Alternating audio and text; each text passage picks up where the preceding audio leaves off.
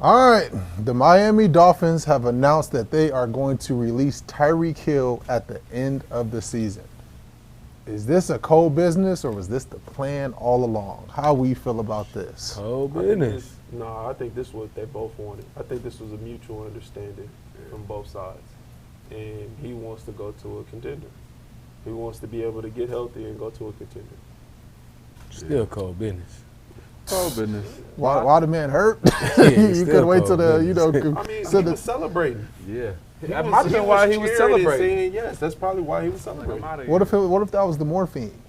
He did snap his stuff. Like I don't He think didn't he. get no morphine. You He don't was know caught right that. away. You don't know. I know. I He just probably took Toro before the game already, so he ain't really. man, you couldn't send me I a be text thinking I was message. shooting that Tardo up. He wasn't even in surgery yet. They said they go cut him after the season. Like Yeah. Well, bro, they probably already had talks about it. They probably went through this already. Yeah.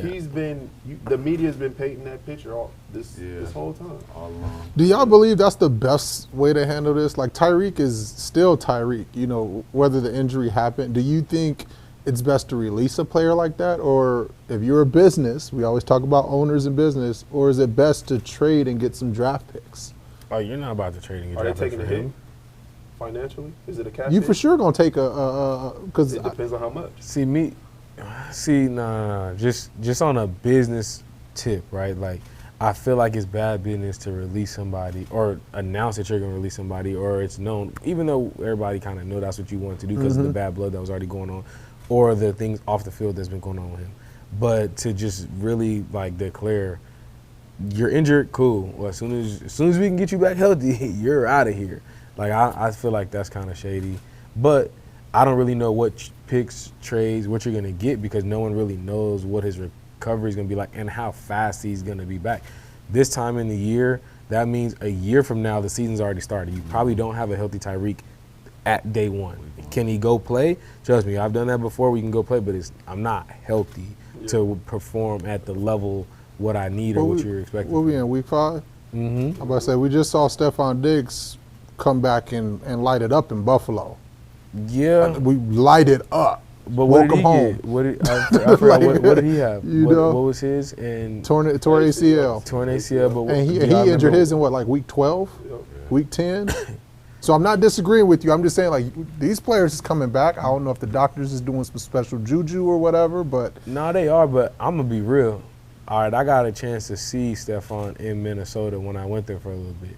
And him, what he did, that was to me more offensive and then like scrambling on the play, making plays. Still productive, but that ain't Stephon Diggs that like and like really get busy and then people not really catch him when he's taking off on runs. Like, I mean, think about it. He is older too, so his speed and everything is not really there the same.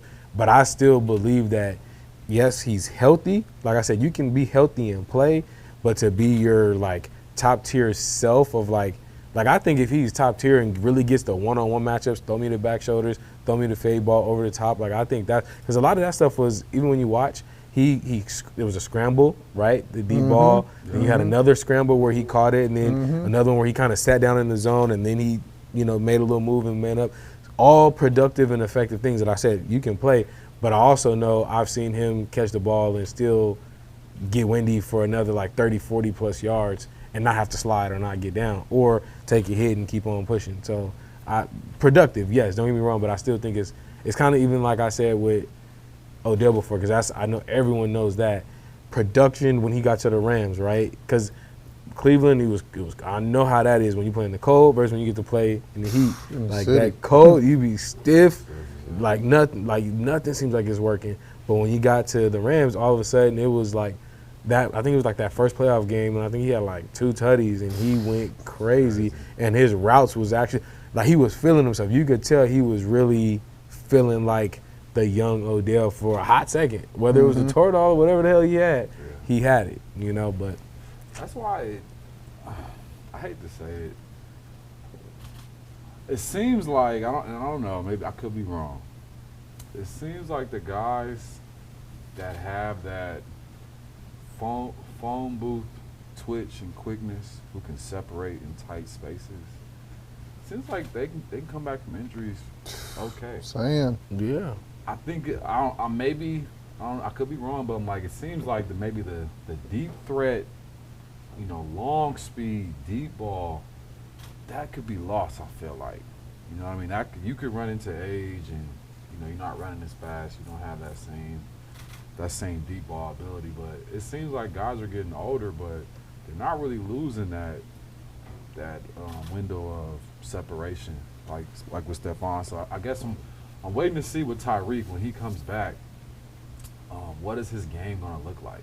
Because I feel like we know him as a deep ball threat, speed guy, but he can run routes. Mm-hmm. He is a route runner, but I don't know if his production is that phone booth separation. He's getting open in tight spaces. I don't know. I feel like I see him making more plays downfield with his speed.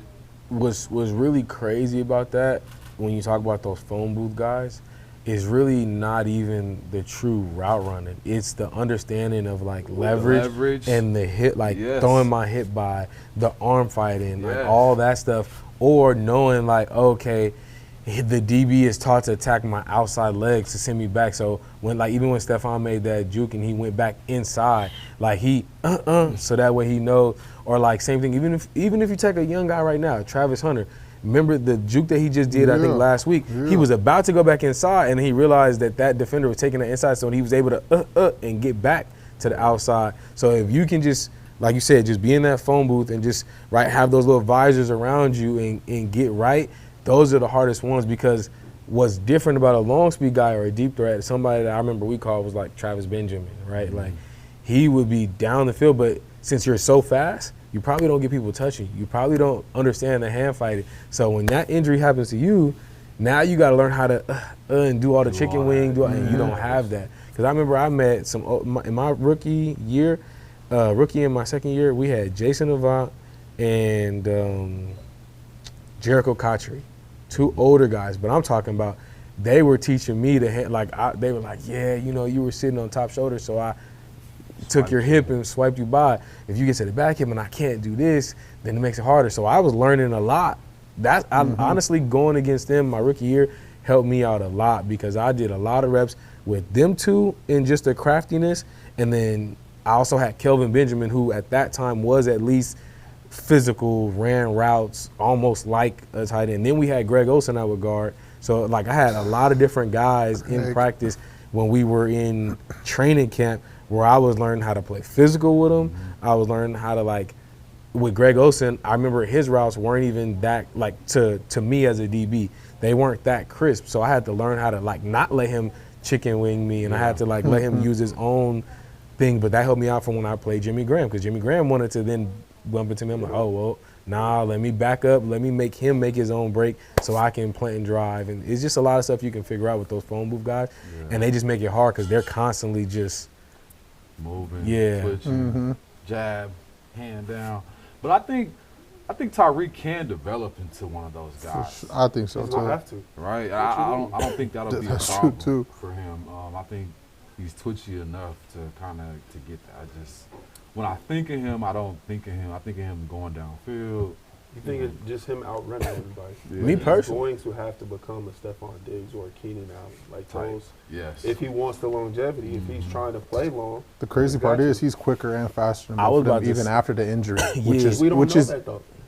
Well, this what I'm gonna tell you. This what I'm gonna. Keenan, he's faster than, but Keenan was never built around speed. And I agree. I'm just saying craftiness, how he get open. How he I'm saying 2 steps after this injury, slower, he's still faster than Stephon Diggs. So I'm going to also tell you this. Compared to 4.3, you shave a couple of those temps off, I still think he a high, or I guess a low 4.3. Right. One of the things being able to line up in front of all these guys that you're talking about right now, Stephon had a lot of that phone booth, right? Definitely. Keenan had a lot of that.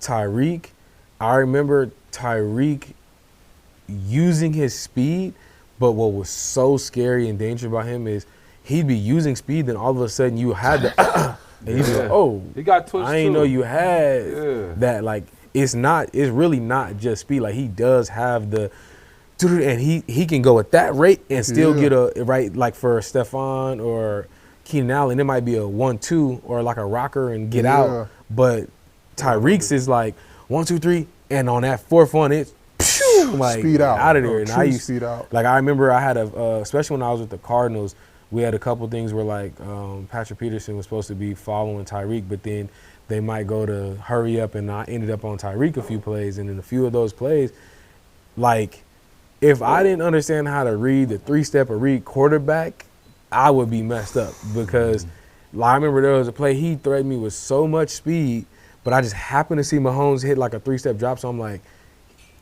I'm afraid because I think he finna go, but then I'm looking at the corner of my eye and I'm like, bro, he ain't dropped back for a deep throw though, and I just took a guess and just sat, and when I sat, Patrick Mahomes had to just throw the ball in the ground because I basically like Tyreek just came right at me, and and it was just like it was again like if I would have probably just tried to play one-on-one, just look at him, I probably would have been all over the place. Because he might have been so fast that he didn't have to even use all of the creativity. tools, Yeah, you know what I mean? Like some of these guys, they don't have the speed that he has, so they have to, as they age, they got to develop all these nuances to running routes and eluding the speed and everything like that.